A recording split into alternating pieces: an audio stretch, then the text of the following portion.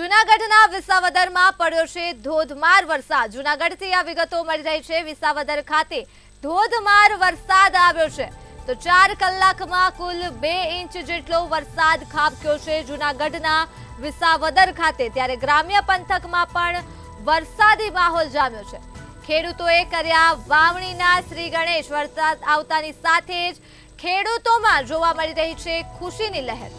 તો લોકોને મળી છે ગરમીમાંથી રાહત। ત્યારે રસ્તા પર વરસાદી પાણી ફરી વળ્યા છે। 4 કલાકમાં જ 2 ઇંચ વરસાદ ખાબક્યો છે જૂનાગઢના વિસાવદરમાં। ત્યારે ગ્રામ્ય પંથકમાં પણ જામ્યો છે વરસાદી માહોલ। તો વરસાદ આવતાની સાથે જ ખેડૂતોએ વાવણીના કર્યા છે શ્રી ગણેશ અને વરસાદથી ખેડૂતોમાં એક ખુશીની લહેર જોવા મળી રહી છે।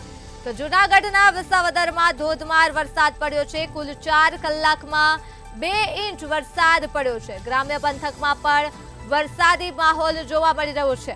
ત્યારે લોકોને ગરમીમાંથી આંશિક રાહત મળી છે અને રસ્તાઓ ઉપર પણ વરસાદી પાણી જૂનાગઢ ખાતે ફરી વળ્યા છે।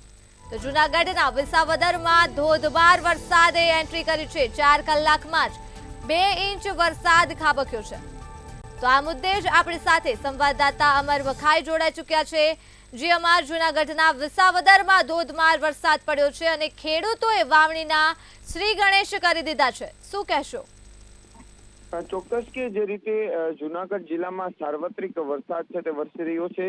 આજ વહેલી સવારથી જ વિસાવદર પંથકમાં 2 ઇંચ વરસાદ 4 કલાકમાં પડ્યો છે અને જુદા જુદા વિસ્તારોમાં પણ છૂટોછવાયો વરસાદ હતો। ખાસ કરીને વિસાવદર પંથકની અંદર 2 કલાકમાં 4 ઇંચ જેટલો વરસાદ છે। રસ્તાઓ પર વરસાદી પાણી ફરી વળ્યા હતા। તો બીજી તરફ આજે ખેતી લાયક વરસાદ હોવાથી ખેડૂતોમાં પણ ખુશીનો માહોલ છે। ખેડૂતો દ્વારા આજથી જ છે તે જે વાવણીના શ્રી ગણેશ કરી દીધા છે।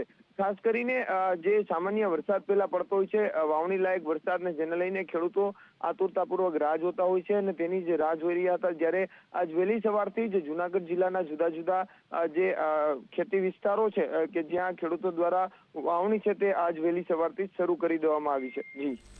જી અમાર તમામ માહિતી બદલ આભાર।